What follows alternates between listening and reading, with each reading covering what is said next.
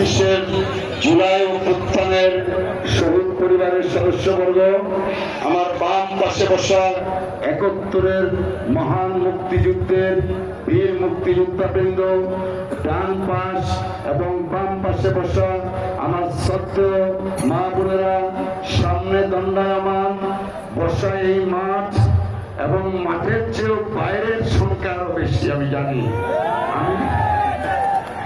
আমি নিজে এখান থেকে বসে বসে গেট পর্যন্ত গেলাম, গিয়ে দেখলাম মাঠে যা গেটের বাইরে তার চেয়ে ডাবল লোক।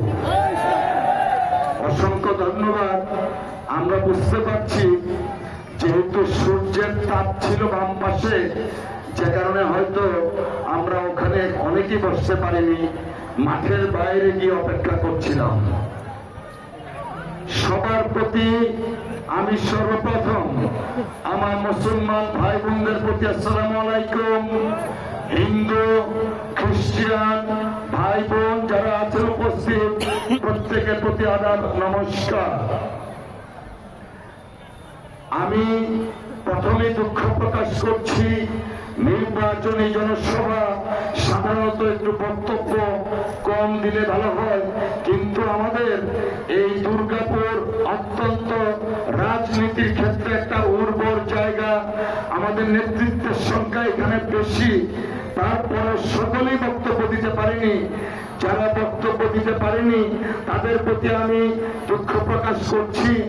নিশ্চয় আমরা আরেকদিন একটা এর চেয়েও বড় মহাসমাবেশ করে যেন প্রত্যেকে বক্তব্য দিতে পারেন, সেটার জন্য আমরা সচেষ্ট থাকব। প্রিয় বন্ধুরা, আজকে আমরা এখানে দাঁড়িয়েছি শুধুমাত্র শহীদ জিয়ার প্রতি, বেগম খালেদা জিয়ার প্রতি, ধানের শীষের প্রতি, জনাব তারেক রহমান সাহেবের প্রতি ধানের শীষের জন্য শুধুমাত্র ভোট চাওয়ার জন্যই আমরা দাঁড়াইনি। এখানে দাঁড়িয়েছি আমরা আগামীর বাংলাদেশ কিভাবে গড়ব, আমরা আগামীর দুর্গাপুর কলমাকান্দা কিভাবে গড়ব। আমি গত 22 তারিখ থেকে নির্বাচনী প্রচারণা করতে করতে আমাদের দুর্গাপুর কলমাকান্দার 15টি ইউনিয়নে প্রায় প্রত্যেকটা ইউনিয়নেই 2বার 3বার করে গিয়েছি। আমি অসংখ্য মা বোনের সাথে কথা বলেছি, যুবক ভাইদের সাথে কথা বলেছি, ছাত্র ভাইদের সাথে কথা বলেছি, কৃষক ভাইদের সাথে কথা বলেছি, মেহনতি মানুষের সাথে কথা বলেছি, শ্রমিক ভাইদের সাথে কথা বলেছি, ইমাম মুয়াজ্জিন সাহেবদের সাথে কথা বলেছি, মাদ্রাসার প্রিন্সিপাল শিক্ষক মহোদয় সহ বিভিন্ন শিক্ষা প্রতিষ্ঠানের শিক্ষক মন্ডলীর সাথে কথা বলেছি, সাংবাদিক ভাইদের সাথে কথা বলেছি। সব পক্ষের সাথে কথা বলে আমি একটা জিনিস বুঝতে পেরেছি, স্বাধীনতা উত্তর আমাদের এই অবহেলিত দুর্গাপুর কলমাকান্দার প্রত্যেকের একটা প্রাণের দাবি, আমাদের একটা সুন্দর স্বাভাবিক মানবিক দুর্গাপুর কলমাকান্দা চাই। সেই মানবিক দুর্গাপুর কলমাকান্দা করতে গেলে আমাদের অনেক চ্যালেঞ্জ সামনে রয়েছে। এই চ্যালেঞ্জ শুধু মাদক নির্মূলের চ্যালেঞ্জ নয়, এই চ্যালেঞ্জ শুধু কিশোর গ্যাং নির্মূলের চ্যালেঞ্জ নয়, এই চ্যালেঞ্জ আমার প্রত্যেকটা হিন্দু ভাইয়ের নিরাপত্তা দেওয়ার চ্যালেঞ্জ, এই চ্যালেঞ্জ আমার প্রত্যেকটা খ্রিস্টান কমিউনিটির প্রত্যেকটা চার্চকে নিরাপত্তা দেওয়ার চ্যালেঞ্জ, এই চ্যালেঞ্জ আমার হিন্দু ভাইদের মন্দির, এই চ্যালেঞ্জ শ্মশানঘাট নির্মাণ সহ তাদের সার্বিক নিরাপত্তা এবং উন্নয়নের চ্যালেঞ্জ, এই চ্যালেঞ্জ আমাদের মুসলমান ভাইদের ঈমান রক্ষা করার চ্যালেঞ্জ। ভাইরা, কেন বললাম ঈমান রক্ষা করার চ্যালেঞ্জ? বুঝতে পারছেন? আজকে পত্রিকায় দেখলাম জামাতে ইসলাম থেকে বলছে যদি দাঁড়িপাল্লা বা 11 দলীয় জোটের প্রার্থী যেখানে আছে, ধরেন আমাদের এখানে রিক্সা, তাদেরকে ভোট না দিলে নাকি জান্নাতে যাওয়া যাবে না, এটা বলছে না? এই জন্য আমি বললাম মুসলমান ভাইদের ঈমান রক্ষার চ্যালেঞ্জ, জান্নাত নির্ধারণ করবেন মহান রব্বুল আলামিন। কোন ব্যক্তি বা কোন রাজনৈতিক দল জান্নাতে কে যাবেন তা নির্ধারণ করতে পারেন না। তারা ধর্মের নামে প্রতারণা করছেন, ঠিক কিনা ভাই? যদি ধর্মের নামে প্রতারণা করেন তাহলে মুসলমান হিসাবে আমার ঈমানটা প্রত্যেক দিন পরীক্ষা করতে হবে কিনা বলেন? প্রিয় বন্ধুরা, আমরা ধর্মপ্রাণ মুসলমান। আমাদের প্রিয় নেতা জনাব তারেক রহমান সাহেব যেদিন বাংলাদেশে এসেছিলেন, সেই দিন তিনি মহান আল্লাহ রাব্বুল আলামিনের সাহায্য কামনা করে বলেছিলেন, হে দুজাহানের মালিক, বিশ্ব ব্রহ্মাণ্ডের মালিক, হে সৃষ্টিকর্তা, আমরা সকলেই তোমার কৃপা চাই। যদি তোমার কৃপা আমরা পাই, আগামীতে যদি সারা বাংলাদেশের মানুষের ভোটের মাধ্যমে বিএনপি নির্বাচিত হয়, তাহলে মহানবী হযরত মুহাম্মদ সাল্লাল্লাহু আলাইহি ওয়াসাল্লামের দেখানো ভোটে আগামীতে সকলে মিলে বাংলাদেশকে আমরা পরিচালনা করব ইনশাআল্লাহ। তাই মুসলমান ভাইয়েরা যারা আছেন, বোনেরা যারা আছেন, আমরা 12 তারিখ নির্ধারণ করব মহান রব বা ধর্মকে নিয়ে যারা প্রতারণা করছে, সেই প্রতারকদের ভোটের মাধ্যমে আমরা তাদেরকে বিতাড়িত করব ইনশাআল্লাহ। এরকমই একটা মঞ্চ হয়েছিল 5 তারিখ। একটা রাজনৈতিক দলের প্রধান উনি সেখানে বক্তব্য দিয়েছিলেন, তিনি জুলাই গণঅভ্যুত্থানের চেতনায় আগামীর বাংলাদেশ গড়ে তুলতে চান। আমি জানি তিনি জুলাই অভ্যুত্থান ঘটানোর ক্ষেত্রে অন্যতম মহানায়ক ছিলেন, অসংখ্য মামলার আসামি ছিলেন তিনি, রাজপথে তিনি লড়াই করেছেন, তার অনেক মামলায় আইনজীবী হিসাবে আমাকেও লড়ার সৌভাগ্য হয়েছিল। কিন্তু দুঃখের কথা, তিনি এই জায়গায় যাকে তার পার্টি মনোনয়ন দিলেন, তিনি কিন্তু জুলাই গণঅভ্যুত্থানের বিপক্ষের শক্তির দোসর ছিলেন। 24-এর আমিদানি নির্বাচনের তিনি প্রার্থী ছিলেন। 2009 সাল থেকে 24 সাল পর্যন্ত বিএনপির অসংখ্য নেতা কর্মীর বিরুদ্ধে মামলা হয়েছে, জামাতে ইসলামের অসংখ্য নেতা কর্মীর বিরুদ্ধে মামলা হয়েছে, আমাদের জমিয়তে উলামায়ে ইসলাম সহ আমাদের ধর্মপ্রাণ মুসলমানদের বিরুদ্ধে মামলা হয়েছিল। কিন্তু মামুনুল হকের যে প্রার্থী এই আসনে রিক্সা প্রতীক, তার বিরুদ্ধে কোন একটা মামলা হয়েছিল কিনা? অতএব তিনি তার মনোনীত প্রার্থী, তাকে নিয়ে কিভাবে জুলাই অভ্যুত্থানের আদর্শে উজ্জীবিত হয়ে বাংলাদেশ গড়তে চান, তা আমাদের এই দুর্গাপুর কলমাকান্দাবাসীর আজকে প্রশ্ন ইনশাআল্লাহ। প্রিয় বন্ধুরা আমার, আজকে যদি জুলাই অভ্যুত্থান না হতো, আজকে যে শহীদের পরিবার এখানে বসে আছেন, সেই শহীদ যদি তাদের বুকের কাঁচা রক্ত বিলিয়ে না দিত, হাজার হাজার ছাত্র জনতা যদি রাজপথে বুলেটকে আলিঙ্গন না করত, অনেক যোদ্ধা আমরা কিন্তু আজকে এই জায়গায় দাঁড়িয়ে কথা বলার দুঃসাহস তো দূরের কথা, আমরা দাঁড়াতে পারতাম না। আজকে সেদিনের সেই মামুনুল হকের যে বক্তব্য এবং এই আসলে যে তার প্রার্থী, আমি মনে করি জুলাই অভ্যুত্থানের সাথে তিনি এই এলাকায় বেঈমানি করেছেন। তাই বন্ধুরা, আসুন আমাদের একদিকে 71-এর মহান মুক্তিযুদ্ধের বীর সেনানী, আমার ডান দিকে 24-এর মহান জুলাইয়ের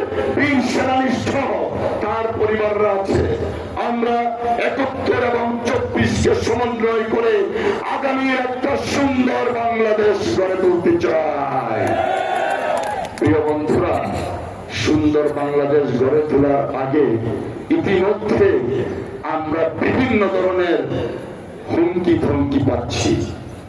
আজকে আমি এখানে যখন আসি তার কিছুক্ষণ আগে আমাদের নাজিরপুর ইউনিয়নের নলচাপড়া গ্রামের আলাউদ্দিন কলমাকান্দা থানায় গিয়েছেন, গিয়ে তিনি জিডি করেছেন। তাকে রিক্সা প্রার্থী যিনি আছেন তার এক কর্মীরা আত্মীয় প্রাণে মেরে ফেলার জন্য হুমকি দিয়েছেন, যে কারণে জিডি করেছেন। আমি একজন আইনজীবী হিসাবে আলাউদ্দিনকে অনুরোধ করেছি, আইনকে নিজের হাতে তুলে নেওয়া যাবে না, আপনি দয়া করে থানায় যোগাযোগ করুন। আপনাকে যে প্রার্থীর সমর্থক প্রাণনাশের হুমকি দিয়েছে এবং এও নাকি বলেছে নলচাপড়া কেন্দ্রে কোন ধানের শীষের কাউকে ঢুকতে দেওয়া হবে না, আমি তাকে বলেছি থানায় যাওয়ার জন্য। আজকে আমি আপনাদের সকলকে সাক্ষী রেখে প্রশাসনকে অনুরোধ করতে চাই, আইন শৃঙ্খলা রক্ষাকারী বাহিনীকে অনুরোধ করতে চাই, সারা দুর্গাপুর কলমাকান্দার 124টি ভোট কেন্দ্র আছে, সেই ভোট কেন্দ্রে আমার মা, আমার বোন, আমার যোদ্ধা হতে মুক্তিযোদ্ধা, আমার যোদ্ধা হতে জুলাই যোদ্ধা, আমার সর্বস্তরের মানুষ যেন নির্বিঘ্নে ভোট দান করতে পারে সেই ব্যবস্থা আপনাদের করতে হবে। জনগণ চাইলে প্রত্যেকটা হুমকির জবাব দিতে পারে, কিন্তু আমরা আইনের শাসনে বিশ্বাসী। আমি সর্বদা একটা কথা বলে আসছি, আমরা হিন্দু, মুসলমান, বৌদ্ধ, খ্রিস্টান সকলে মিলে আমাদের এই সমাজকে একটা ন্যায় ভিত্তিক ইনসাফের সমাজ গড়ে তুলতে চাই, যে সমাজে একসাথে থাকবে হিন্দু ভাই, আরেক হাতে থাকবে মুসলমান ভাই, আরেক হাতে থাকবে খ্রিস্টান ভাই, সকলে মিলে সম্প্রীতির মেল বন্ধনে আগামীর দুর্গাপুর এবং কলমাকান্দা গড়ে তুলতে চাই। সেই জন্য আপনাদেরকে আমি অনুরোধ করব, স্বাধীনতার পর বহুবার ভোট দিয়েছেন, এইবারের ভোটটা দেন, যে ভোটটা আপনাকে নিশ্চয়তা দিবে সেই জাঞ্জাল, জারিয়া জাঞ্জাল থেকে দুর্গাপুরে রেল লাইন স্থাপনের নিশ্চয়তা দিতে পারবে। এইবারের ভোট নিশ্চয়তা দিতে পারবে আমাদের দুর্গাপুর সহ কলমাকান্দার বর্ডার বেল্টকে নিয়ে একটা উন্নত এবং ভালো পর্যটন নগরী গড়ে তোলার জন্য ইনশাআল্লাহ আপনার এই ভোট নিশ্চয়তা দিতে পারবে আমাদের এই শিবগঞ্জ টেরিবাজারের একটা দৃষ্টিনন্দন ব্রিজের নিশ্চয়তা দিতে পারবে। তারপরে আরো তো রোড, ব্রিজ, কালভার্ট রয়েছে।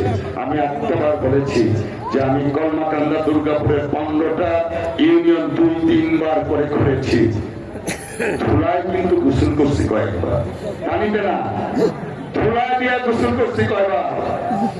ধুলা ধুলা, রাস্তা নেই, ঘাট নেই, আমার ছোট ছোট শিশুরা, বাচ্চারা স্কুলে যেতে পারে না, স্কুলের উন্নত পরিবেশ নেই, মাদ্রাসায় যেতে পারে না, নেটওয়ার্কিং নেই। আমি আপনাদেরকে কথা দিচ্ছি, ইনশাআল্লাহ আপনাদের ভোটে যদি নির্বাচিত হতে পারি তাহলে আমাদের এই দুর্গাপুর কলমাকান্দার উন্নয়ন এমন পর্যায়ে যাবে যেন পার্শ্ববর্তী কয়েকটা উপজেলা বা জেলার লোকজন আপনাদের উন্নয়ন দেখে হিংসা করে ইনশাআল্লাহ। আমার নেতাকর্মী সহ আমি একটা কথা সবসময় বলি, আমরা কথায় নয় কাজে বিশ্বাসী। আমি এখানে যারা শ্রদ্ধেয় মুরব্বিয়ান আছেন, আমার বীর মুক্তিযোদ্ধারা আছেন, শহীদ পরিবারের সন্তানরা আছেন, আমার ভাইয়েরা আছেন, বোনেরা আছেন, ওলামা কেরাম আছেন, প্রত্যেকের কাছে আমি অনুরোধ জানাবো, আমরা একটা নতুন মানবিক দুর্গাপুর কলমাকান্দা গড়ে তুলতে চাই, যে দুর্গাপুর কলমাকান্দার প্রত্যেকটা শ্রেণী পেশার মানুষের আগামীর ভবিষ্যৎ সুনিশ্চিত হবে। যে মায়ের সন্তান স্কুলে যেতে চায়, কলেজে যেতে চায়, তাদের পড়াশোনার পথ সুগম করব। যে মায়ের সন্তান বেকার হয়ে বসে আছেন, তার চাকরির সুব্যবস্থা করব। যাদের শিক্ষা দীক্ষা তেমন নেই, ঘরে বসে যেন 2টা পয়সা ইনকাম করতে পারেন, সেই জন্য আমরা কুটির শিল্প সহ নানাবিধ সেলাই মেশিন প্রকল্প আমরা আনবো ইনশাআল্লাহ।